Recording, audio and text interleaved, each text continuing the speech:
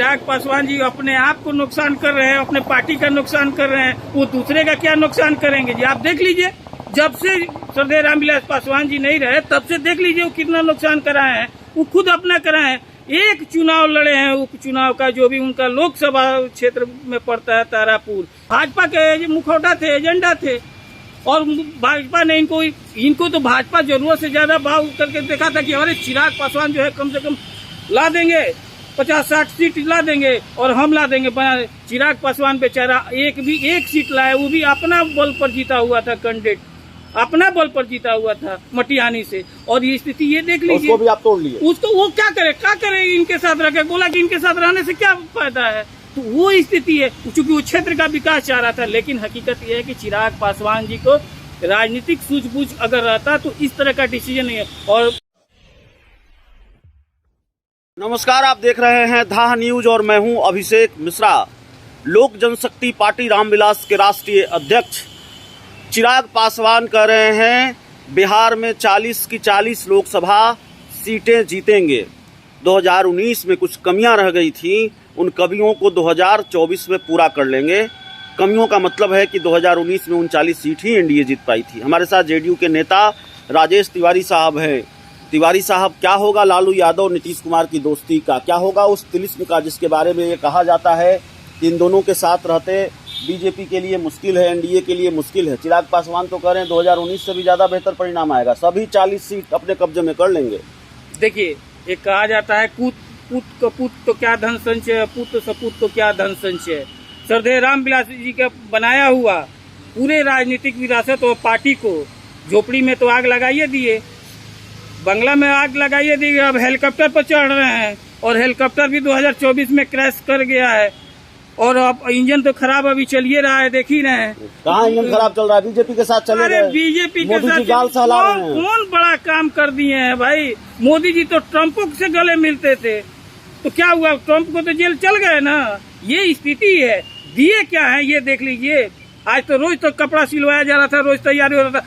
Media भी जो है, मोदी मीडिया जो था कपड़ा सिलवा, अब शपथ लेंगे, ये 8 तारीख को शपथ लेंगे, तो 8 अगस्त को शपथ लेंगे। तो इतना हुआ, क्या स्थिति हुआ? हकीकत ये है कि जिस तरह से सिर्फ और सिर्फ इनका यूज और किया जा रहा है, और ये राजनीतिक रूप से इतना अपरिपक्व है कि 2024 में लोजपा का नाम लेने वाला नहीं बचा। अभी अकेले सांसद बचे हैं ना, लेकिन 2024 में लोजपा का नाम लेने वाला नहीं बचेगा। और उसका सिर्फ और सिर्फ एक ही जिम्मेवार है, वो है चिराग पासवान का। कपड़ा तो बिहार में भी बहुत लोग सिलवा रहे हैं, मंत्रिमंडल विस्तार नहीं हो रहा है। मंत्रिमंडल विस्तार, बिहार के मंत्रिमंडल का विस्तार का तो आप देख लीजिए, समय समय पर होते रहा। और जो भी बचा हुआ है, माननीय मुख्यमंत्री जी ने कहा है कि समय आने दीजिए, वो भी हो जाएगा। कहाँ माननीय मुख्यमंत्री? वो तो कह रहे हैं तेजस्वी यादव बताएंगे। देखिए, ये राजनीतिक परिप्रेक्ष्य में होता है, जिस पार्टी का जो कोटा होता है उसके अनुसार से होता है। सब आपस में मिलजुल करके जो भी हमारे लगता नहीं चिराग पासवान साथ चले गए बीजेपी के तो बड़ा नुकसान हो जाएगा। कुछ तो बात होगी, तभी तो कह रहे हैं कि 40 में 40 सीट जीत जाएंगे हम। अरे चिराग पासवान जी अपने आप को नुकसान कर रहे हैं, अपने पार्टी का नुकसान कर रहे हैं, वो दूसरे का क्या नुकसान करेंगे जी? आप देख लीजिए, जब से श्रद्धेय रामविलास पासवान जी नहीं रहे तब से देख लीजिए वो कितना नुकसान कराए हैं। वो खुद अपना कराए हैं। एक चुनाव लड़े हैं, उपचुनाव का जो भी उनका लोकसभा क्षेत्र में पड़ता है तारापुर, नीचे से टॉप किए हैं। ऐसा स्थिति। चिराग पासवान ने हाल ही में कहा है कि जब नीतीश कुमार 2020 का जिक्र करते हैं या उस हार का जिक्र होता है, तब मुझे चिराग मॉडल की ताकत का एहसास होता है। चिराग मॉडल क्या है? किसी से छुपा हुआ है। और चिराग मॉडल क्या है जी? चिराग मॉडल जो राजनीतिक आत्महत्या का मॉडल होता है। चिराग मॉडल कोई अच्छा मॉडल है? लोग कहना भी नहीं चाहता है। अब स्थिति ये हो गया है कि देखिए, जो सच्चाई ये है कि अब इनका जो स्थिति, वो तो भाजपा के मुखौटा थे, एजेंडा थे, और भाजपा ने इनको तो भाजपा जरूरत से ज्यादा भाव करके देखा था कि अरे चिराग पासवान जो है कम से कम ला देंगे 50-60 सीट ला देंगे और हम ला देंगे।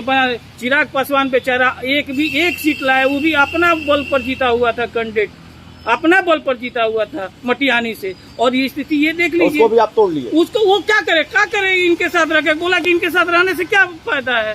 तो वो स्थिति है, चूंकि वो क्षेत्र का विकास चाह रहा था। लेकिन हकीकत यह है कि चिराग पासवान जी को राजनीतिक सूझबूझ अगर रहता तो इस तरह का डिसीजन नहीं है। और सही है कि 2024 में भाई जो लोजपा का है जो नाम लेने वाला कोई नहीं बचेगा। और जो स्थिति हो रहा है चिराग पासवान का जो डिसीजन हो रहा है वो समय बताएगा। खाली चिरागे कितना नहीं, खाली चिरागे पासवान थोड़ी कर रहे हैं, उपेंद्र कुशवाहा भी कर रहे हैं। गलती से 2-3 सीट हार जाएंगे तो ठीक है, बाकी सब सीटवा तो जीत ही जाएंगे। अब यहाँ पर नंबर 2 पर गिनती आते थे जब जदयू में आए हुए थे तो भाग करके।